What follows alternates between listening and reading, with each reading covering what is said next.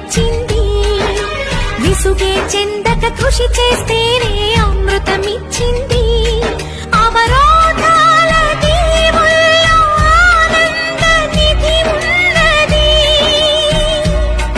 కష్టాల వారధి దాటిన వారికి సొంతమవుతుంది. తెలుసుకుంటే సత్యమిది, తలచుకుంటే సాధ్యమిది, మౌనంగానే ఎదగమని